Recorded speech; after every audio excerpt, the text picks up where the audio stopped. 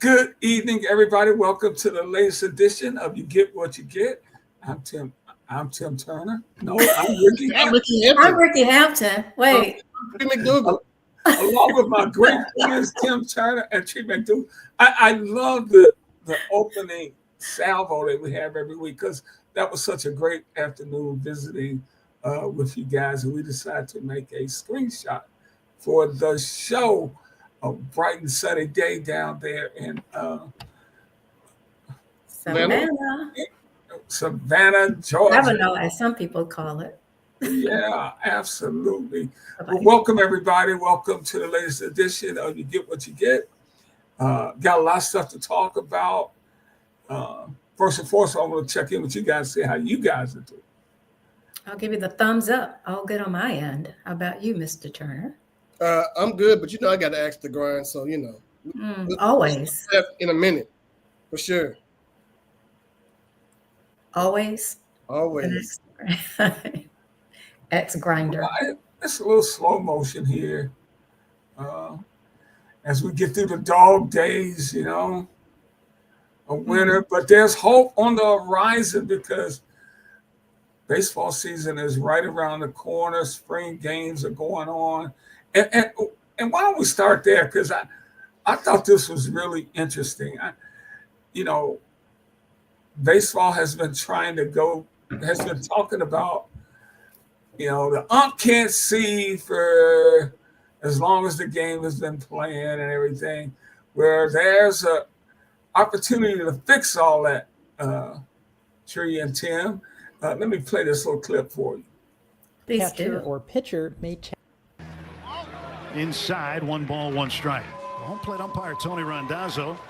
Well, that was quick and painless. It's the first day of spring training, first inning in the first game, and we have our automated ball strike system being used.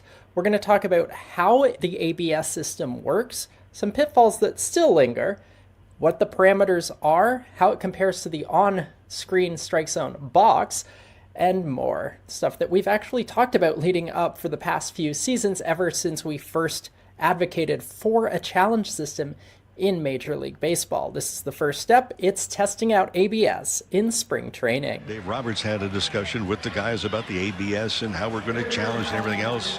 That's the signal to challenge, but here's how we do it. In AAA, there were 3 challenges per game, but in Major League Baseball, it's going to be 2, only 2, and only the batter's catcher or pitcher may challenge a call. 2-2 is a called strike 3 over the outside corner. Mazzaro will challenge. The challenge is requested with a hand to the head, and it must be filed immediately after the umpire's ball or strike call. And this is where it gets fun. Bet outside. We will watch on the video replay with everyone else. It is a strike just by the slimmest of margins. And this is how ABS works. The plate is 17 inches wide, no surprise there. Heights for the batter, the hollow beneath the knee is calculated at 27% of a batter's height, and the midpoint between the top of the uniform pants and shoulders is 53.5%. We will see if the call is upheld or overturned. Might have been a pretty good pitch, but might have been a tad high. Yep, just a little high. What's most interesting to me uses the center depth point of home plate rather than the front edge. And shake him. And that is a called strike 3, and Alvarez is smoking mad. This ejection of Carlos Mendoza was from this season and illustrates the problem with the electronic strike zone TV edition. The TV does the front edge of home plate, but even the TV gets it wrong. So I'm curious to see with ABS what happens on a sinking. Is it too confusing? I thought so, but it's my first time seeing it. Not totally confusing, but I would just have to probably watch it a few more times. Tim's got a smirk, so what's that? Yeah, I know. I'm interested. No, I was thinking, but I think she addressed it. That it was, they always do those boxes on the broadcast, and they just said that that's wrong. The box on the broadcast is wrong. So how are they going to rectify that this year? All these games are going to be coming up later next month. So I'm not for it. I believe in human error. I don't mind human error. It's part of the game. I'm not a big fan of challenges and replays in these other sports. And then what happens if the batter Like, if it's a ball 4, and he just like hits himself on the head, then they go up and challenge it, and it turns out to be a strike. Or you could abuse it. One spring training game last week was where an incident happened. These guys are trying to make the club, and so they want to make sure that every pitch counts. So this team was losing 14-1 in the 9th inning with 2 outs. Oh my God! Ump called strike 3. Pitcher said he called a ball or something like that, and the pitcher challenged the pitch. It took him 8 minutes to call the pitch. Yeah. So they weren't going to come back. So it was just 14-1. It was a useless thing to do. And get you some water, man. And while you doing that, I'm good. It was just like it's a tickle. I get choked up over strike zones. I can tell you, choked up for Clint. But see, my thing is, okay, we're trying to speed the game up, and you bring in something that's gonna slow it back down, and that's a great example. 8 minutes. Yeah, I thought the same thing when you said it took 8 minutes. That one of the things they were trying to speed up the game, but yeah, they got this little clock, this little 15-second pitch clock. Mm-hmm. Yeah, they're gonna do that. Yeah, you're right, Tree. That makes sense. And another thing you mentioned, Tim, I'm with you too, man. All that is the human side of us, kind of part of the game, especially in baseball. I mean, what fun is it going to be going to the park? I can't yell at the ump. Right. Well, and Ricky, for you guys, and we're sitting up there in Columbus, Georgia.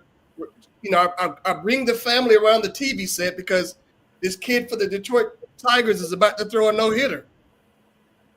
And right, he gets a bad call at first base and ruins the guy's no-hitter. What was it? Jackson? Was that? It's I forget, Alamogordo or Almondarzo or some sort of A name. I don't think he won another game after that. He did not play another game in Major League Baseball after that. Wow. He lost his no-hitter. Yeah. He's just like a footnote in history. But that the situations like that where now you can challenge plays at first base. Had they had it then, the kid had a no-hitter. And of course, it haunts him now. I was watching the end of the and it's not just baseball with the instant replay. Basketball, the Hawks and Pistons the other night, it took them 22 minutes to play the final 22 seconds. It took them 20 minutes to play the final 22 seconds. A lot of that was the stupidity of the Pistons, but some of that was just the minutia. Right. He should have never. So what? He should have never fouled him. That was just a stupid play on his part. Beef stew is so anyway, all that just takes away from the game. But nonetheless, of course, this is the time to do it. Spring training. And Tree, I'm like you. I would have to watch it because if you watch it enough, you will get accustomed to it. That's for sure. I guess I couldn't read the article. I think I sent that article to you, Tim, about it, but I couldn't access it. Yeah. I think it was on Undefeated or something. But when I said robot, athletic, which they are athletic, yeah. So yeah, and I was thinking, it's a tough thing, for sure. Well, I was thinking it said robots in my head. I was thinking they had these little robots there. Yeah, Like what was it? That was a little misleading. What is it? R3CPO or whatever from R2D2, 3PO and R2D2. You should ask them together and made one super robot. Yeah. Yes, I was like, what? I got to read this, but I couldn't get to it. You never explained it to me until Ricky showed this video. So thank you, Ricky. Yeah, but it's good to have baseball back. It's good to be in a city where there's some hope for a change for your baseball team. So. Yeah. There was a story of some the other day. They said It named 5 teams that have no shot whatsoever. And, and 3 of them, I only remember 3. It's the Marlins, the White Sox, and the Diamondbacks, I think, are the 3. They say already going the season with 0 chance. And the Cardinals are 4. I can't think of the 5th one, but they're like, you guys going in knowing you're playing 162 games for nothing, which is a hard thing. The St. Louis Cardinals? Yeah, the Cardinals. Yeah, they were saying those teams have no shot. Their teams are horrible. So, how are our Braves looking? Our Braves. They're looking great, looking great, outstanding. Once everybody gets healthy, they're going to be really good. They don't have any. They have pitchers that they are counting on from young people, but all the talk's going to be in New York. That's what the deal is, And one thing I didn't put down, I totally forgot about it. The Yankees are finally going to let ball players grow beards. Yes. So exactly. I thought about that several decades ago, going, they're going to miss out on somebody who's a really good ball player who says, I'm not shaving my face for you. But then again, what was that even about? Thank you, Tree. Just tradition. But I keep thinking, how long ago? It's been like about 30 years that they had this thing tradition. Because I was trying to think of anybody. Don Mattingly had a mustache. They allowed mustaches, but you could not grow a beard. So sounds like something should be on. Was it on an episode of Seinfeld at one time? If not, it should have been. No. Only the scratch, the cotton uniforms was the only episode of that. Yeah. That is one of the dumbest things ever. And you know what, Trey? I'm actually going to try to research that and find out their explanation on why they felt that was. They don't want any hippies on their team. Yeah. Can they have locks? Type of weird. I think Goose Gossage had. Wait a minute, Goose Gossage had a. He had the handlebar mustache too, right? Yeah. I remember that. Yeah. Yeah, Goose Gossage. When I asked that question about locks, I was thinking, how many African American players would they have that would then also have locks? So that's weird. Yeah, that was really weird. So, yeah, I just didn't understand why they would go so long. I think it in 1973 is what I'm looking at. 1973, George Steinbrenner, the former owner, began noticing lengths of hair on players, and he decided that they needed to have haircuts and no facial hair. So that was the deal. If you're gonna come over here, that's Goose. Mm-hmm. But see, there's a guy like what am I thinking? Yeah, Reggie Jackson came over, shaved his mustache. Okay. Team. Cincinnati Reds tried the same thing, and they did it that way. Florida Marlins also have been it had a restrictive policy the same way. I just think that I don't see how that affects you on the field. I just don't. So, or never understood why they thought that was a big deal, unless it looked professional. Right. That'd be the and who's the guy in Richardson, the owner of the Carolina Panthers?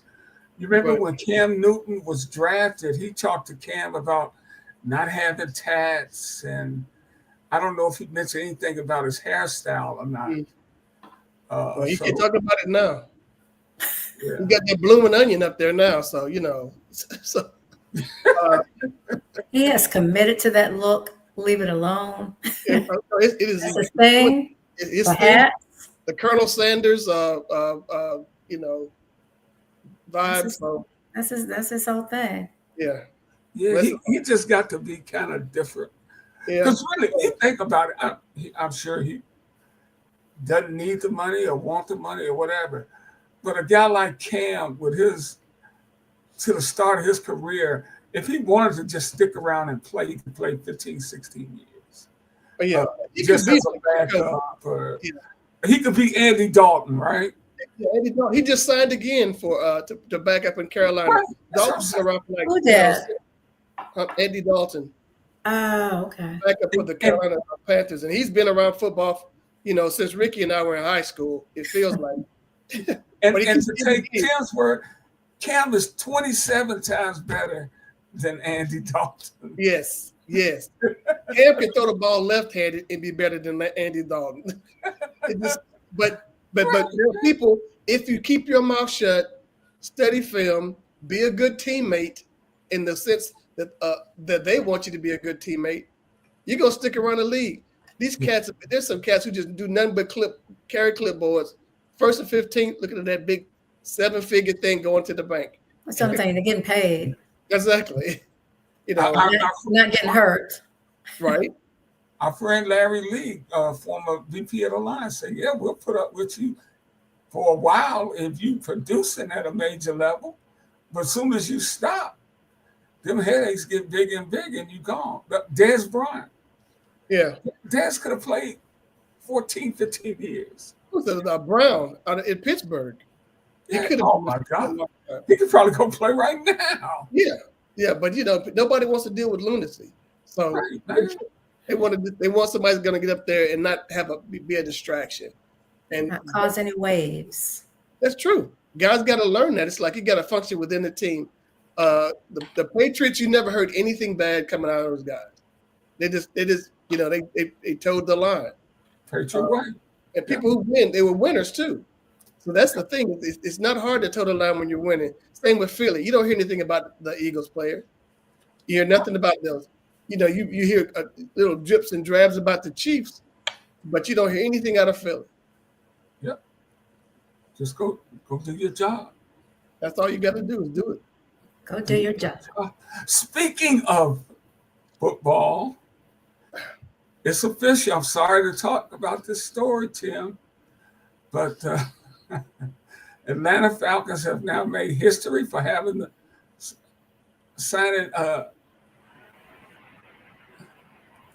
the worst contract ever. This man's owed $100 million. I can't. All he can do is go ahead. Kirk Cousins to the worst deal in NFL history. Yeah. I would be a sideline clapper. I could get paid. Go get him, boy. Yeah. That's a cheerleader. I don't buy that. And as well, I know Tim knows with all his years in the business, some of these headlines are just too sparkly. They're clickbait. Yeah, I was going to say that too. Because if Michael Penix goes down, Cousins will be an excellent backup. Absolutely. It'll be worth every dime. So that's worth half that money right there. Hopefully we'll never see him again because we want the kid to stay healthy. So, that's over back. But I kind of get the spirit of the story. You're just talking about the money that's going to cost them. I mean, if they release them and that kind of stuff, and folks think come June, I think it's June 1 maybe, that's when they're going to release them. It's going to take some sort of cap hit. My thing is the people in the front office, they have not had a good run the past couple of years, and this right here should be a fatal blow if they don't draft well this year. Because they have not done anything that they show other teams draft picks and where they stand. Like the Eagles don't miss. They draft people and they play immediately and they contribute immediately. Kansas City does the same thing. I think anything outside the first round where you find these gems, that's scouting, and that's when you really know you have something going. I still am amazed by the 49ers and Brock Purdy, the last player taken, and the guys, he's done it on a really great level for the 49ers. You look at the rise of the Lions, is Brad Holmes. With all due respect to Dan Campbell, Holmes drafted Kirby Joseph, 3rd round, all-pro safety. All these guys, Brian Branch in the 2nd round, Pro Bowler. So you get guys that draft well. That's still the heart and soul of the National Football League. Yeah, I used to see those Steelers drafts when they would hit on player after player after player in the same draft, and you just marvel at why are they scouting so much better than other people? And it's not an exact science, but I guess it's just the way that their scouts evaluate players. People are talking about Shedeur Sanders now not being the kind of NFL quarterback that people want. And when I hear that, I think of Lamar Jackson. Yeah. They're trying to move him to tight end. Yeah. When he came out. So one of the best guys in the business said that, Bill Polian. Yes, shout out to Bill Polian, who has since said I was so very wrong. I think Lamar's won 1 or 2 MVPs or as a quarterback. So, and did they say why? Because last time we were together, we talked about how the style of quarterbacks has changed, where they can't stay in the pocket; they have to run, and so he's doing that. So, what's their rationale for not thinking? Well, Polian was used to Jim Kelly, a drop back passer, a guy that stays in the pocket and throws and only runs when he's about to lose his life. But now everybody runs. Yeah. Everybody runs.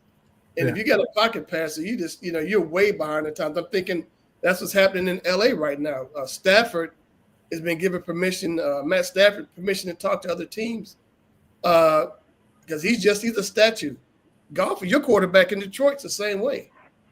These guys to sit back there. You start going around the league.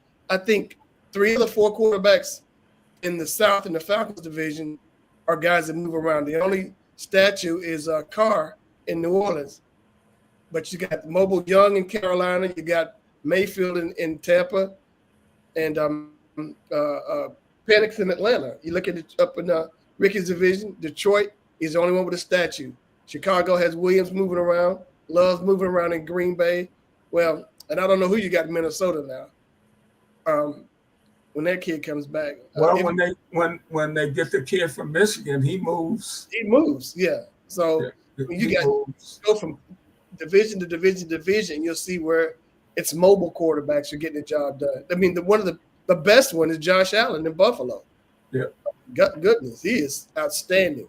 Yeah. And so back to my question, why did he think Shedeur Sanders is not quarterback material? Hey, I think it's size. I'm thinking more so than anything else. What are his measurables? I don't know. I'm gonna look him up right quick. He looks frail. To me, he does look frail. I'm thinking the same way, but Young over in Carolina looked like a little boy out there. And he lasted the season. He's bigger than him, right? Yeah, he's bigger than him. And I'm trying to think of Tua is a big guy, but he's always hurt. So I don't think size has anything to do. It has to do with, I guess, more so with toughness. And I think I was looking at Brady the other day, Tom Brady. He's not big. Tom is a thin dude. Okay, he's listed at 6'2", 215, which is a good size. Yeah. 215 is 6'2"?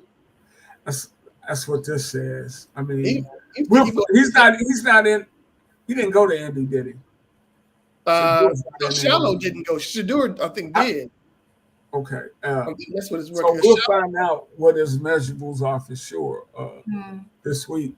Speaking of Indy, that's where careers are made.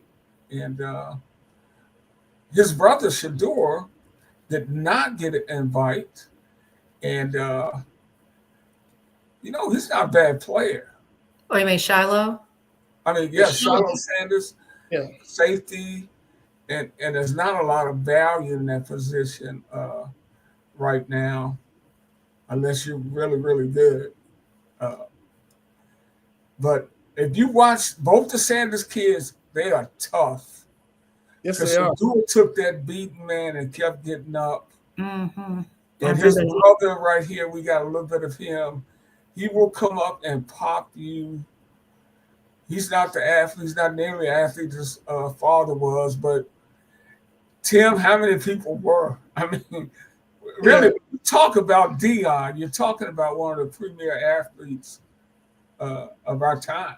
It's really odd that you mentioned that, because I was thinking of the other night about nepotism, and it was I think the Lakers were on or something, and I was thinking, man, Brian, they just appeased LeBron to get his son to play, and you don't generally see where there's equal talent. I was thinking about Ken Griffey Sr., Ken Griffey Jr., both could still play.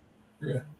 There's nothing wrong with how they did their thing. Yeah. But at Shedeur, but the Lakers thing was kind of hinky.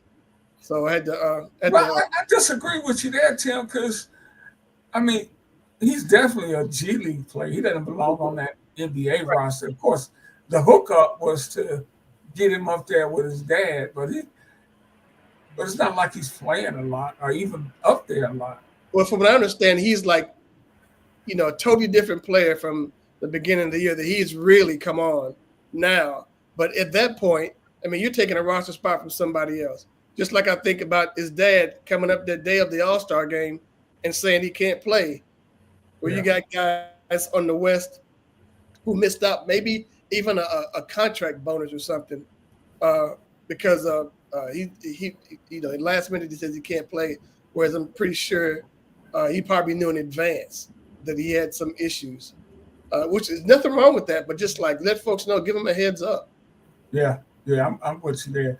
But watching Shedeur, why he will come up and lay some wood on you, and NFL teams are gonna like that.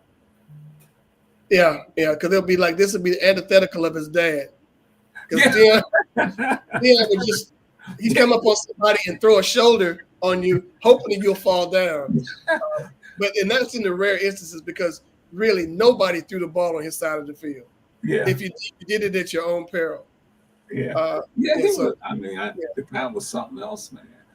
And he's a damn good football coach, Yeah, he is. That's something you would never thought that you would hear that say, because generally superstars are awful. Because they're so used to being great that they can't really relate to other folks. Right. Yeah. So. But can I grind my axe? Sure. Is that the name of our new segment? Grind my axe. So what grinds my gears? No, it's the congratulations for Rob Parker and all those folks who have put together the Black Sports Writer Hall of Fame. It's going to be housed at North Carolina A&T. So those Aggie Pride over there for that. I say Aggie Pride. I know where you're going with this, and I'm right there with you. And I am just mystified. And I lost Rob's number, so I tried to get him on Facebook Messenger today. Are you mystified? Pardon me? Who's mystified? Somebody said they were mystified. Both Ricky and I are mystified. Because the inaugural class of the Black Sports Writer Hall of Fame, not begrudging Michael Wilbon, not begrudging Bill Rhoden, not begrudging Claire Smith, because they are all fantastic journalists. Yes. All three of them outstanding. Claire was the best baseball, one of the best baseball writers anywhere, and she deserves it. Bill Rhoden was he has been on the forefront for years, touting African American athletes, and Wilbon's done a really good job. Was at the Post and now at ESPN. But that first class should have had Roscoe Nance in it, without question. Roscoe is like up there with the pantheon of Black sports writers, up there with Wiley, with Whiteside, with folks like that.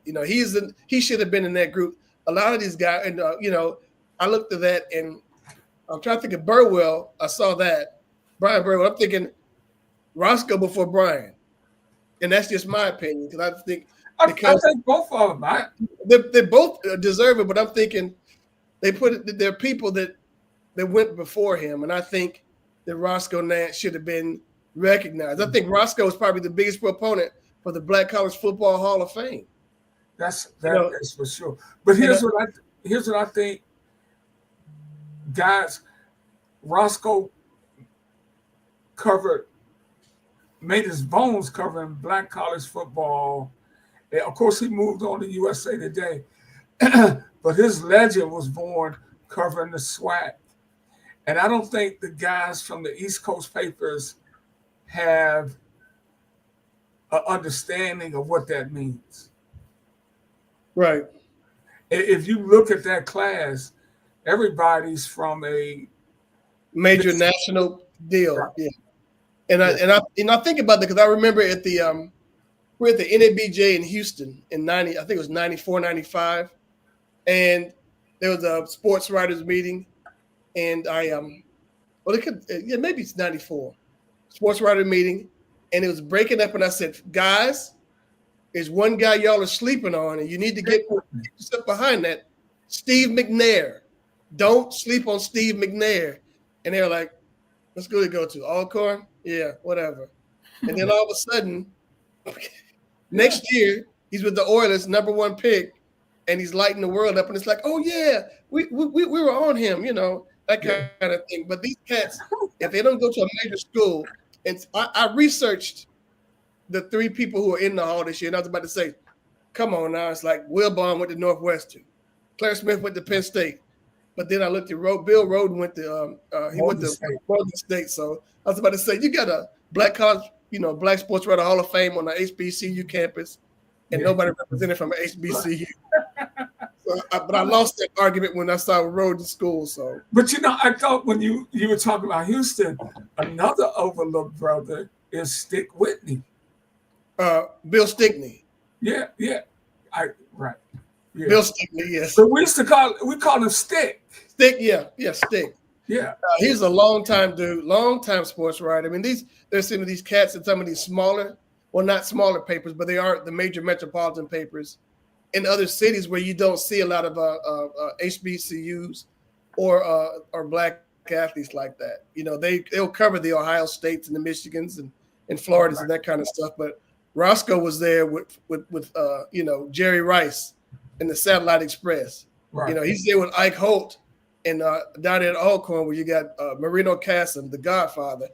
Right. Roscoe gave everybody nicknames. Right. The Godfather. Cooley was a gunslinger in Mississippi Valley State. So, that gave color to HBCU football.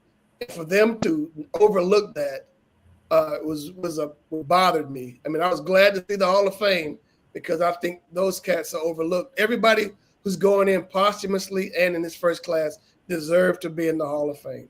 I'm just saying that's an omission. That's all. And my whole thing is, what's one more guy? Right. So, do you know how they select it? I don't, but again, we were saying these were most of those cats were major market athletes. I don't think he was on the ballot. I'm sorry, Tim. No, I said they're major market writers. I don't think he was on the ballot because I voted. He was not on the ballot. Okay. Hold on. Let me see something. Talk amongst yourselves. I'm going to get that ballot. Is Roscoe the guy that you guys did the show with? Yes. Yeah. Okay. Express Yourself with Roscoe Dance. He should have been there. As a matter of fact, I think during his last years of life, I think at the Black College or the Celebration Bowl down here, they honored him. He had a lot of accolades on his way out. And I think that he should, been given his roses even a lot sooner than, when it was coming toward the end. He's a mentor to so many people, and so many folks had stories to share about Roscoe. Just anytime we would have a guest on, everybody had a Roscoe story. Right. So, what's your Roscoe story? What's your favorite story? He got me hired in Jackson, Mississippi. Roscoe covered me in high school. So it goes that far back. He was we would talk during when I was in high school. And then I got on the newspaper in Columbus and was a writer there. And then they said we got a SWAC opening at the other paper in Jackson. And he advocated for me and got me over to Jackson, which set me on a different trajectory altogether. I would have lived and died there in Columbus. But Roscoe snatched you out of there. Yeah, he got me snatched out of there with the Jackson, Mississippi. Thought I'd never ever work in Mississippi because just the history lesson of it all. And there are people who still have that same mindset, but Mississippi is an outstanding state, people. So There are folks I know who still harbor ill will toward them, and it is unfounded, and they should visit. I'm sorry, Tim. I got it. The list was the deceased was Brian Burwell, Tom Greer, Sam Lacey, Wendell Smith, Larry Whiteside, and Ralph Wiley. Okay. Our friend Roscoe Nance was not on the list. Ricky, what's your favorite Roscoe story? The first time I met him was we were covering the Tennessee State University game. First time I met Tim covering Tennessee State, Jackson State. That was a great rivalry. Roscoe was the first Black sports writer that I met personally, and I knew of him, and I was like, and freaking, oh man, this is Roscoe Nance, and he was just as cool as could be. He lost a little coolness when I saw he had a little Omega thing on. I'm like, okay, the meter just went down a bit, but man, he was. The thing about Roscoe, he was happy to meet me. He's like, man, I'm glad to see you and meet you, and this is a great profession, and he was encouraging to me, but that was Roscoe. The summer I was at USA Today, he took care of me. In summer of '88, he showed me the ropes, everything about working there in the sports section there, and he was at the time, I think, not covering the NBA.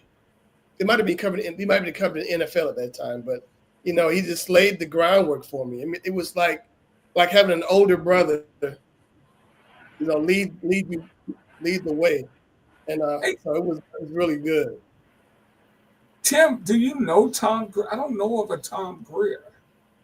I'm thinking Tom Greer's out of Minnesota, if I'm not mistaken. I think he's a sports writer out of Minnesota.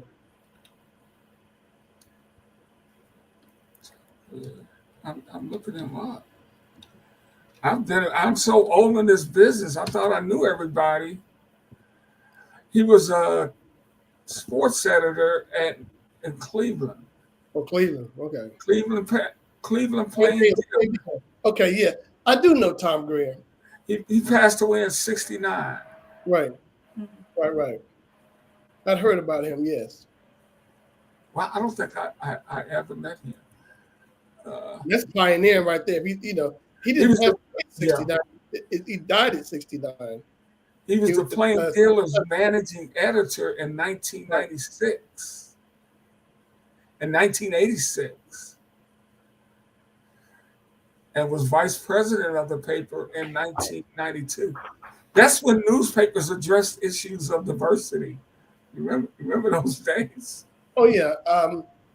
I worked in the Gannett news chain, and they went, bent over backwards to make sure that everybody was represented. Men, women, each ethnicity, every kind of rainbow culturally. They were big on that because they felt like that made you a more well-rounded piece of journalism there. They had what year was that? This was 88. I was working at Gannett from 85 to 90, but 88 was a big year when I was able to go to Washington and see how they did things at the mothership of USA Today. And at that time, Al Newhart was still alive, and he was a guy who started the newspaper, and he had a real sense of journalism. I remember one of the first headlines they had, there was a plane crash where like 6 people died, and this story was plane crash, 47 survive. Using that kind of mindset, there were people that died, but there were these many folks who were alive, so it was not all bad news. And he had a different take on journalism. The people he surrounded himself with in upper management all shared his vision. And there were a lot of African Americans in prominent positions throughout Gannett because of what Al Newhart believed in. So, but I was, taking it back to Roscoe. A lot of the beats at USA Today were brothers had them. Whereas, a lot of times in these major newspapers, these major markets, the older white guys held on to them until they, you had to take their cold, dead fingers off of their typewriters because they're not going to give up those beats. Right. So That wasn't the case in the Gannett, the old Gannett. Now it's like, everything else in print. That's for sure. But Roscoe. In fact, I'm going to reach out to Rob on that, and there's nothing to do now. I wanted to have him on, but he has a show from 7 to 10, so he has a radio show on Fox from 7 to 10, so I couldn't get him at the time. So I reached out to him via his business message text thing. Okay, off the soapbox. Oh, that's good. Thanks for sharing your stories about Roscoe. Yeah, good man, Roscoe Nance. Where were we now? Well, I understand Wembanyama is out. Yeah. For the rest of the season. Yeah, that's scary. That came down last Thursday. You looking at that and going, that's just crazy. This is a kid, and was it a blood clot? In the shoulder.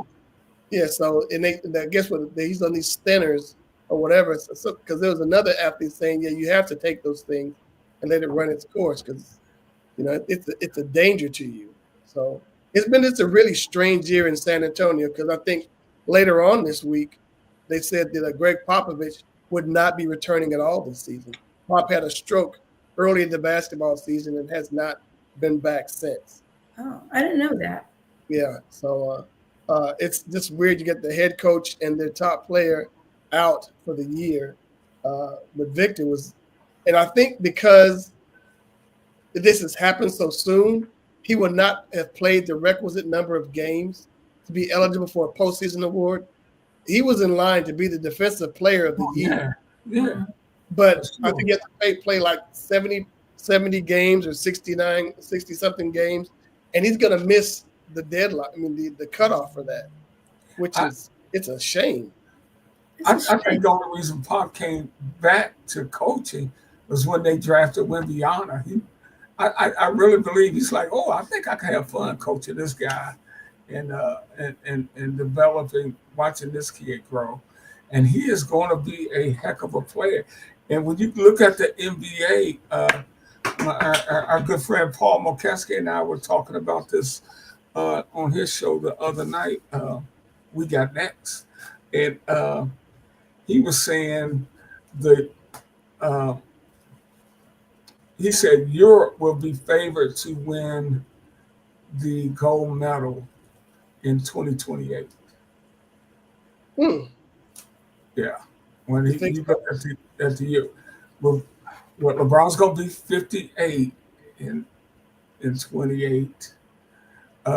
Anthony Davis, can count on him 4 years from now.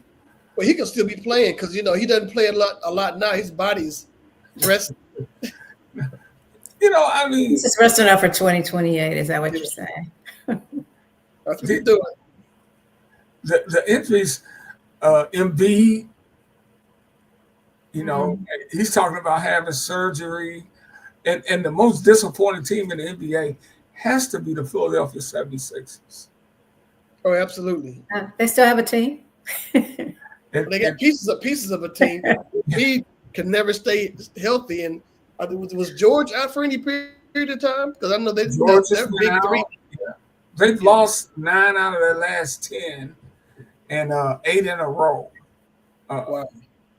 And Embiid's salary, we were talking about the other day, $55 million next year, $57 the next year, 69 or something like that. Million. Yeah. that you're obligated to this cat for. Felt like I could have been a boy and taller with some basketball skills.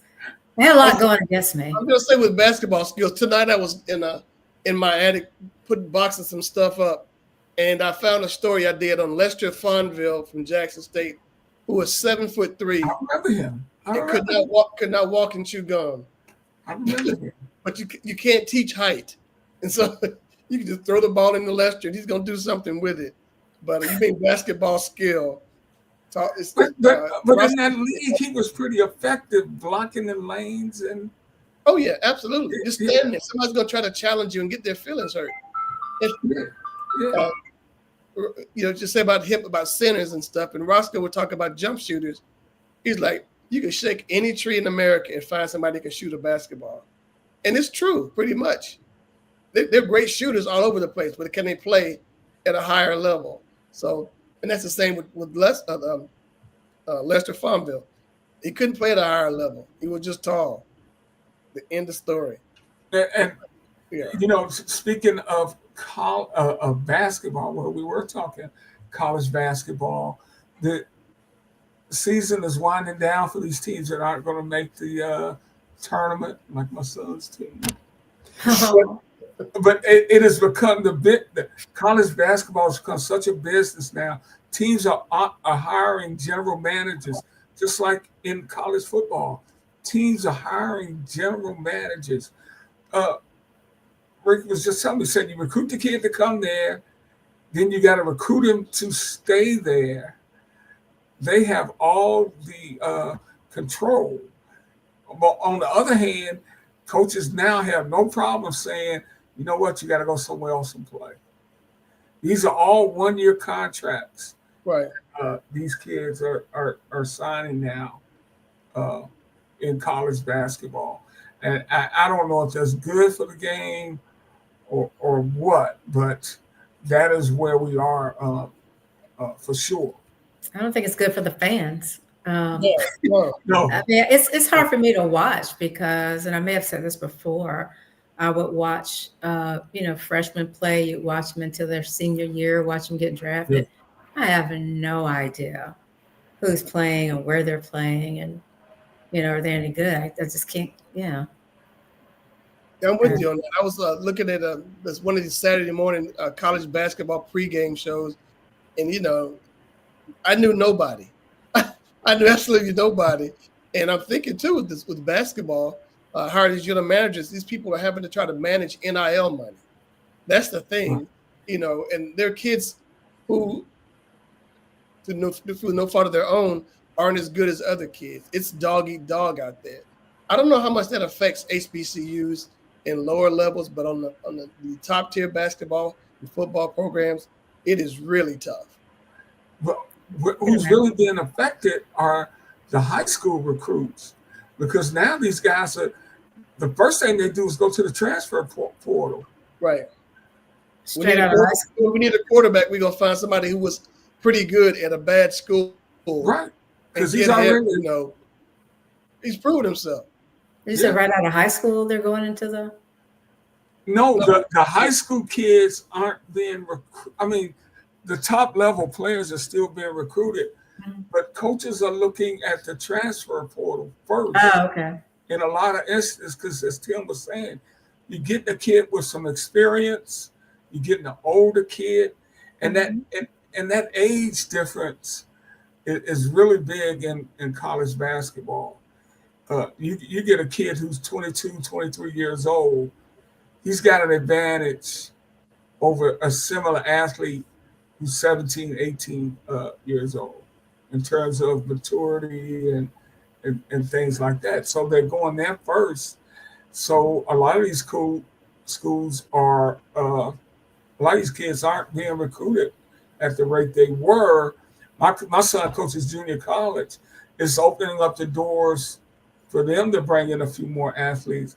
And that'll especially be the case if the NCAA decides to let junior college kids that come out of junior college programs play their 4 years at the Division I or Division II levels.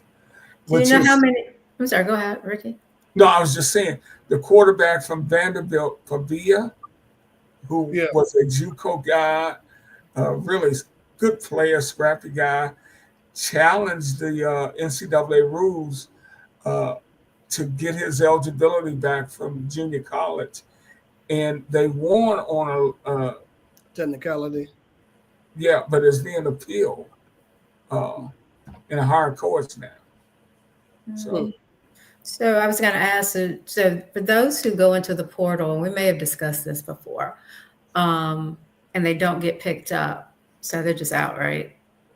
They're just out. You're right. Risky It decision. is a risk because it's like somebody gets in your ear and say, "Man, you're better than this. You can go to somewhere else and play." Mhm. And you go somewhere else and they're like, "Yeah, we got 8 people like you here. we don't need another one." Who's advising kids that whether or not they go to the portal? I'm The sorry. mamas, daddies, coaches? Who? I think it's family members. I think they're these street agents Yeah. and people like that. People who they don't get really good information, and Yeah. that's the problem. Yeah. You're driven by emotions, and it's true. These kids, some of these kids just don't want to compete, for a position. And at these major programs, you're gonna have to compete. It's that simple. You can't walk in and just play. Hey guys, I want to mention this before we get off the air. And I saw it just before we got on air. Forgot to mention it. Diana Taurasi announced her retirement from the WNBA, one of the great basketball players in the history of the game. Oh, so she actually did announce it because Yeah. I saw a quote from her earlier today. It says something about to the effect that I can't, believe these people out here, these women call themselves professional athletes and they can't make a layup. Yeah. So I was like, man, she was calling out folks in the WNBA. So 20 seasons. Wow. The Phoenix Mercury, 10,000 points. She's the only player in the history of the WNBA to win, to reach the 10,000 point mark. The Mercury won 3 titles with her, and she's been MVP twice. She won 6 gold medals. I mean, 6. Nobody is going to top that basketball wise. probably not at all. Because Wow. because even as we were just talking about, USA may not be favored to win when they come back in 28. And then in Los Angeles. Yeah, it is. Yeah, it It's is. Mhm. Oh man, you got home court advantage. Hey. Oh, Sure. before we go, I got this. What you got? You're gonna see. You're gonna see. Where are we here?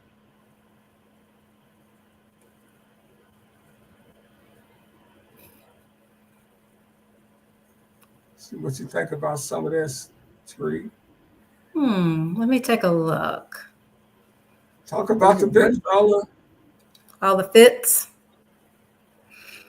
It is the I don't like that shoe. I've seen that before with a toe split. I mean, I know it's popular and expensive, but it's not my I like thing. this polo he has on. If you would consider that a polo, I like Clay, that. Clay's polo. Yeah. Yeah. Well, it's a soccer jersey. That's what it is. Yeah. I can get with this one. Sweater looks Preppy. short, but okay. Yeah. Not a fan of the vest. That's the kid from Indiana, Halliburton. Yeah. Is a really sharp dresser. Yeah, he is. And Okay, see, who this is right here, this? that looks like Luka. Not Luka, but Jokic. Oh, It's definitely That's some guy going to the gym. it's coming in cash. I was earlier when I saw this video, I was thinking, yeah, I get that. And then I saw that wolf mask and something else, and I was like, what? Hold this up. dude here wearing full gator. I like it. It works for him.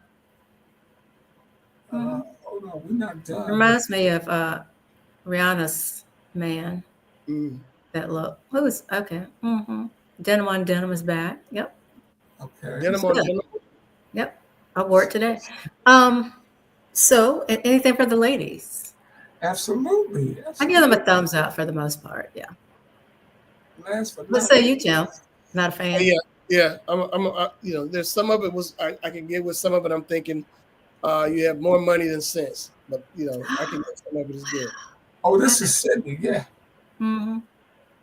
Like it? Nice.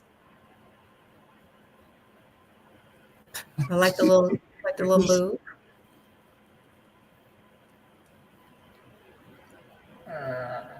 Some days you want to keep it casual. Love this. Yeah, that is super sharp there. Yeah, Love go it. ahead, girl. Love it. Love it. Love it. I It's want it. Excellent, too. Hey, but the thing I is, love this because of the images from old hairstyles, black Yeah. women hairstyles. Love this. you go in here looking all sharp. You got to play good, right? Oh, well, sometimes for some people, I'm not saying her, you can't play good or play well. Then you then you do this for attention, I like this. perhaps. I don't know. Maybe just like to dress up. But I want that outfit with the African American hairstyle. Hairstyles. Yeah, I want that. I need it as a skirt or something. Yeah, I love it. Thank you for that. Absolutely. Hey guys, Hmm? I'm gonna check out a couple of minutes early tonight. No. My Okay. son just called me. I want to console him. What was the score? What was the final They score? lost by 70 Uh, to 63. Thankfully, the season's over. We're recruiting. We'll be back strong next year, and we'll be back next Tuesday for my great friends Tim Turner, Tree McDougal. I'm All Rick right. Hampton. Good night, everybody.